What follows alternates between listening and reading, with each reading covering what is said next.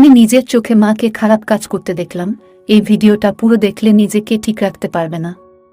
তাই বেশি দেরি না করে চলুন গল্পটা পুরো শোনা যাক। প্রথমে আমার পরিচয়টা দিয়ে দেই। আমি সাকিব, থাকি বরিশালে। আমি, বাবা আর মা, এই নিয়ে হচ্ছে আমাদের ছোট সংসার। একদিন পুলিশ এসে ঋণ খেলাপের দায়ে আমার বাবাকে ধরে নিয়ে গেল। খেলাপি ঋণের দায়ে আমার বাবার 10 বছরের জেল হয়। আমাদের বিষয় সম্পত্তি যা ছিল সবই ব্যাংক নিয়ে নেয়। মা ও আমি ভাড়া বাসায় এসে উঠি। সামান্য কিছু জমানো টাকায় আমাদের খরচ চলছিল। মা তার এক বান্ধবীর কাছে হাত পাতে টাকার জন্য।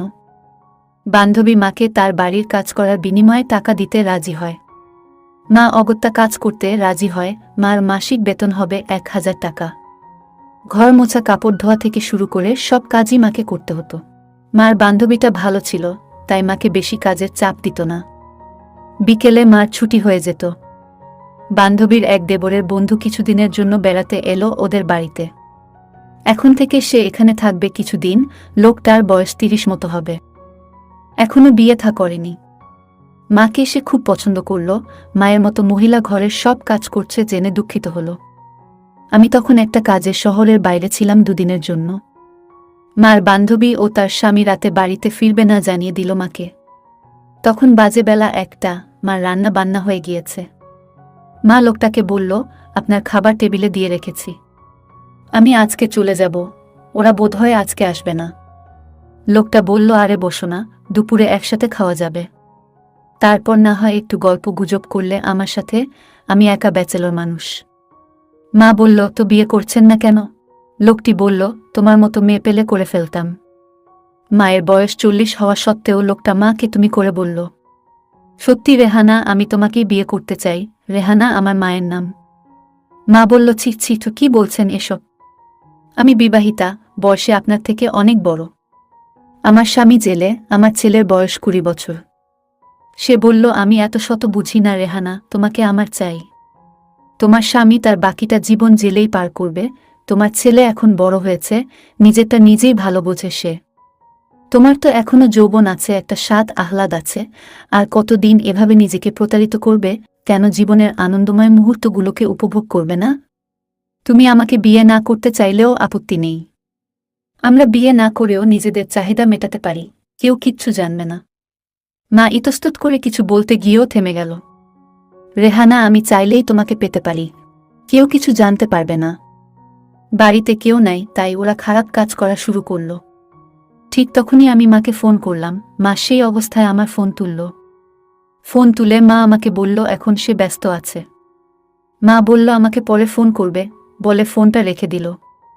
কিন্তু কলটা মনে হয় কাটতে ভুলে গেছে, কেননা সবসময় ফোন আমিই আগে কাটি। ফোন চালু থাকার কারণে আমি বিভিন্ন রকম খারাপ শব্দ শুনতে পেলাম। আমি নিজের কানকে বিশ্বাস করতে পারছি না। তখন আমার কাছে পুরো ব্যাপারটা ক্লিয়ার হয়ে গেল। মা কোনো কাজে এখন ব্যস্ত, আমি বুঝে গেলাম। মা এতটা নির্লজ্জ হতে পারবে আমি কল্পনাও করতে পারিনি। আমি ফোনটা কেটে দিলাম। মার স্বাধীনতায় হস্তক্ষেপ না করে। আমার মনে হলো তারও একটা জীবন থাকতে পারে, তার ও তো শখ। যাই হোক, আমি আর কিছু না বলে কলটা রেখে দিলাম। ওরা বিকেল পর্যন্ত এক নাগাড়ে খারাপ কাজ করল।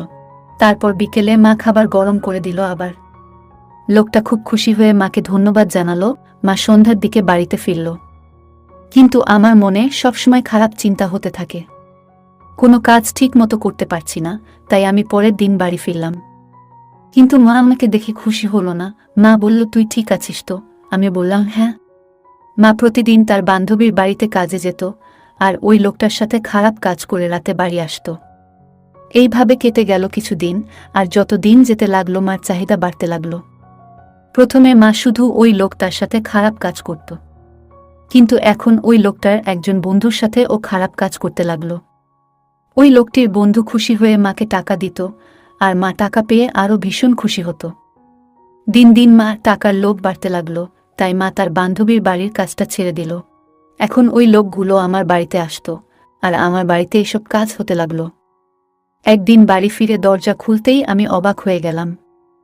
আমি আমার নিজের চোখকে বিশ্বাস করতে পারছি না। আমি দরজা খুলে দেখি মা 4 জন লোকের সাথে খারাপ কাজ করছে। আমি ভাবতে পারছি না মা টাকার জন্য এত নিচে নেমে যেতে পারে। আমি বাড়ি আসায় মা এরপর থেকে ওই লোকটির বাড়ি যেতে শুরু করল। প্রায় দিনই সকাল থেকে ওদের বাসায় থাকত আর কাজ করত। ওদের বাসায় যখন কেউ থাকে না তখন ওরা দুজনে মিলে আর মা মিলে খারাপ কাজ করত। মা ওদের সব আবদার পূরণ করত এবং সব কাজ করে দিত। আমি সিদ্ধান্ত নিয়েছি চলে যাব, সকাল থেকে অনেক কাজ করছি। সকাল বললে ভুল হবে, 2-3 দিন থেকে অনেক কাজ করছি। বাসা ছেড়ে চলে যাব, তাই সব গোছ কাজ করতে হচ্ছে। একটু বসে ফোনটা টিপতেই ফোনে একটা ভিডিও আসলো। ভিডিওটা চালু করতেই আমি পুরো অবাক হয়ে গেলাম। এখন ওই লোকগুলো আমার বাড়িতে আসতো আর আমার বাড়িতে এসব কাজ হতে লাগলো। একদিন বাড়ি ফিরে দরজা খুলতেই আমি অবাক হয়ে গেলাম। আমি আমার নিজের চোখকে বিশ্বাস করতে পারছি না। আমি দরজা খুলে দেখি মা 4 জন লোকের সাথে খারাপ কাজ করছে। আমি ভাবতে পারছি না মা টাকার জন্য এত নিচে নেমে যেতে পারে। আমি বাড়ি আসায় মা এরপর থেকে ওই লোকটির বাড়ি যেতে শুরু করল।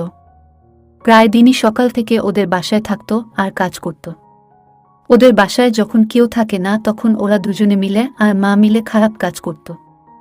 মা ওদের সব আবদার পূরণ করত এবং সব কাজ করে দিত। আমি সিদ্ধান্ত নিয়েছি চলে যাব, সকাল থেকে অনেক কাজ করছি। সকাল বললে ভুল হবে, 2-3 দিন থেকে অনেক কাজ করছি। বাসা ছেড়ে চলে যাব, তাই সব গোছ কাজ করতে হচ্ছে। একটু বসে ফোনটা টিপতেই ফোনে একটা ভিডিও আসলো। ভিডিওটা চালু করতেই আমি পুরো অবাক হয়ে গেলাম।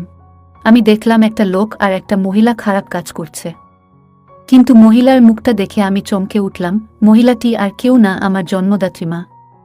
আমার মা টাকার লোভে এখন ভিডিও করা শুরু করেছে, আমি সেটা ভাবতে পারছি না। নিজের মায়ের এমন ভিডিও দেখে আমার অবস্থা খারাপ, মনটাও খারাপ হয়ে গেল। তবে এখন বসে থেকে লাভ নেই, আর 2 ঘন্টা পর ট্রেন ছাড়বে আর নতুন ভাড়া বাসায় উঠবে কাল বিকালে। আমিও বাড়ি ফিরব না বলে চলে এসেছি। আমি এখন এখানের একটা মেয়েকে বিয়ে করে নিয়েছি। ভালোই চলছে আমাদের সংসার এবং আমরা খুব সুখে আছি। এখন ওই লোকগুলো আমার বাড়িতে আসতো আর আমার বাড়িতে এসব কাজ হতে লাগলো। একদিন বাড়ি ফিরে দরজা খুলতেই আমি অবাক হয়ে গেলাম। আমি আমার নিজের চোখকে বিশ্বাস করতে পারছি না। আমি দরজা খুলে দেখি মা 4 জন লোকের সাথে খারাপ কাজ করছে। আমি ভাবতে পারছি না মা টাকার জন্য এত নিচে নেমে যেতে পারে। আমি বাড়ি আসায় মা এরপর থেকে ওই লোকটির বাড়ি যেতে শুরু করল। প্রায় দিনই সকাল থেকে ওদের বাসায় থাকত আর কাজ করত। ওদের বাসায় যখন কেউ থাকে না তখন ওরা দুজনে মিলে আর মা মিলে খারাপ কাজ করত। মা ওদের সব আবদার পূরণ করত এবং সব কাজ করে দিত। যাই হোক, এই ছিল আজকে ভিডিও। গল্পটা কেমন লাগলো জানিও। পুরো ঘটনাটি কাল্পনিক, গল্পটা শুধুমাত্র বিনোদনের জন্য বানানো হয়েছে। এটি একটি মন গড়া গল্প। যদি কারোর বাস্তবের সাথে মিলে যায় আমাদের কিছু করার নেই। যদি আমাদের ভিডিওগুলি ভালো লাগে তাহলে লাইক, কমেন্ট এবং শেয়ার করুন।